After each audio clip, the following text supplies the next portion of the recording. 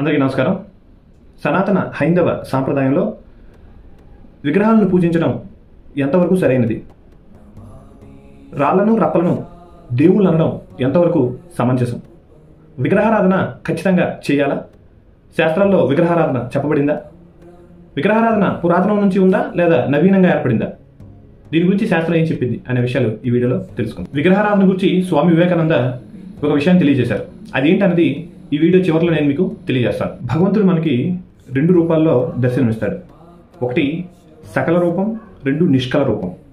సకల రూపం అంటే ఇప్పుడు ఉదాహరణకి పాలు, నెయ్యి, నువ్వులు, నూనె, పూలు, సుగంధం, పళ్ళు, రసం, కట్టె, అగ్ని. ఇందులో నిష్కలమైనటువంటి పదార్థాలు ఏవైతే ఉన్నాయో వాటిని మధించడం వల్ల సకలమైనటువంటి పదార్థాలు బయటకు వస్తున్నాయి. అలాగే విగ్రహం అనేటటువంటి నిష్కలమైనటువంటి ఆ రూపాన్ని మనం మధించడం వల్ల, మన యొక్క మనస్సును దానిపైన లగ్నం చేయడం వల్ల ఆ పరమేశ్వరుడు సాక్షాత్కారం అవుతాడు. ఇది పరమేశ్వరుడు యొక్క సకల రూపం అని తెలియజేస్తుంది. అలాగే ఆ యొక్క పరమేశ్వరుని రెండు మూర్తులుగా మనం పూజించవచ్చు. ఒకటి అమూర్తి, సమూర్తి.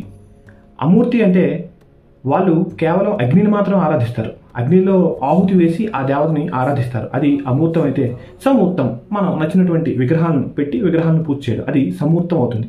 మరి దానికి చేసే పూజ మూడు రకాలు అని చెప్పబడింది. అదేంటంటే మానసి, హోమ పూజాచ, బేర పూజేతి సాత్రిథ. అంటే మనస్సు ద్వారా పూజించేటటువంటిది, అగ్నిలో హవిస్సు వేస్తూ దేవునికి యజ్ఞం ద్వారా సమర్పించేటటువంటిది, అలాగే బేర పూజేతి. బేరం అంటే ఒక ఆకారాన్ని పెట్టి ఆ ఆకారానికి పూజ చేయడం అనేటటువంటిది మూడు రకాలైనటువంటి పూజలుగా మనకి చెప్పవచ్చు.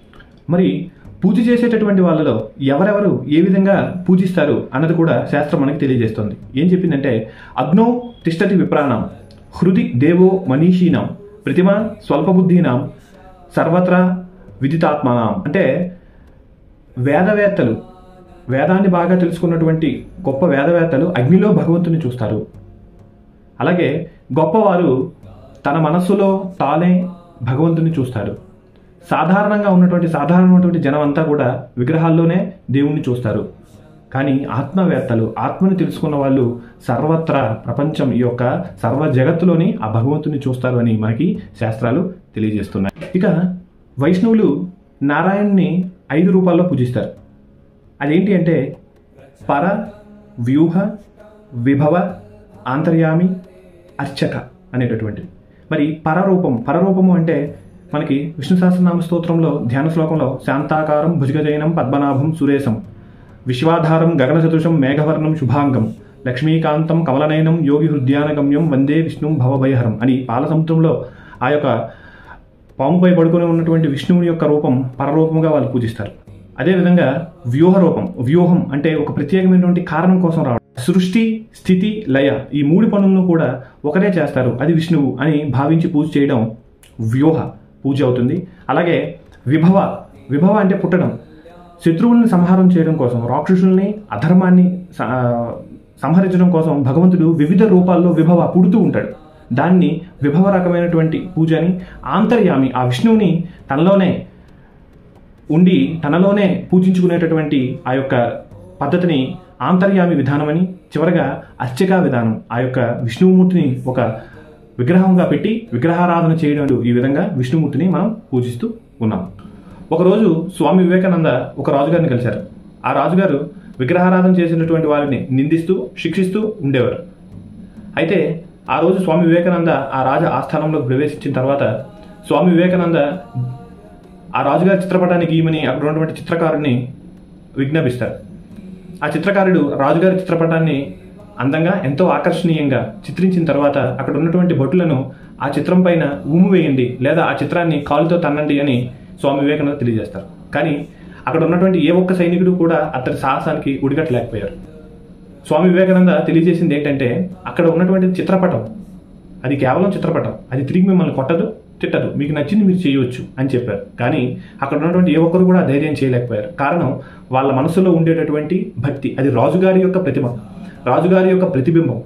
రాజుగారి యొక్క ప్రతిబింబాన్ని మనం తంటే, రాజుగారి ప్రతిబింబాన్ని మనం అగౌరవపరిస్తే రాజుగారినే అగౌరవపరిచినట్టు అని వాళ్ళ మనసులో దృఢంగా ఉంది. అందుకే వాళ్ళ సాహసం చేయలేకపోయారు అని స్వామి వివేకానంద తెలియజేశారు. అలాగే విగ్రహారాధన అంటే విగ్రహంలో రాళ్లను చూడడం కాదు, విగ్రహంలో ఎంతో గొప్పదైనటువంటి పరమాత్మను చూడడం అని స్వామి వివేకానంద ఆ సందర్భంలో తెలియజేశారు. మహాభారతంలో కురుక్షేత్రం జరుగుతున్నప్పుడు భగవంతుడు బోధించినటువంటి భగవద్గీతలో విశ్వరూప సందర్శనం అర్జునుడికి శ్రీకృష్ణుడు చేసినప్పుడు అర్జునుడు ఏం చెప్పాడంటే, ఈ యొక్క భయంకరమైనటువంటి మహా గొప్పదైనటువంటి ఈ రూపాన్ని నేను భరించలేకపోతున్నాను, అది నాకు చాలా భయంకరంగా ఉంది, నా కన్నులకు సరిగ్గా కనిపించడం లేదు అని ఆయన చెప్తాడు. అంటే భగవంతుని మనం ఈ యొక్క మానవ నేత్రాలతో చూడడం అనేది అసాధ్యం, చాలా కష్టం, దుర్లభం, జరగనటువంటి పని.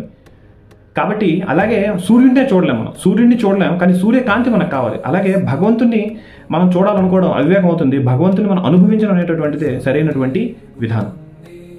కాబట్టి ఒక మూర్తిని మన మనసులో స్థిరంగా ఉండడం కోసం ఒక విగ్రహాన్ని మనం పెట్టి ఆ విగ్రహంలో ఆ యొక్క పరబ్రహ్మను, ఆ నిష్కలమైనటువంటి ఈ యొక్క విగ్రహంలో సకలమైనటువంటి ఆ యొక్క పరమాత్మను చూడడం అనేది విగ్రహారాధన యొక్క అసలైనటువంటి ఉద్దేశం. ఇది పూర్తిగా శాస్త్రోక్తం, హిందూ ధర్మంలో ఉన్నటువంటి ఈ యొక్క విషయం పూర్తిగా శాస్త్ర సమ్మతమైనటువంటిది అని తెలియజేయడం జరుగుతుంది.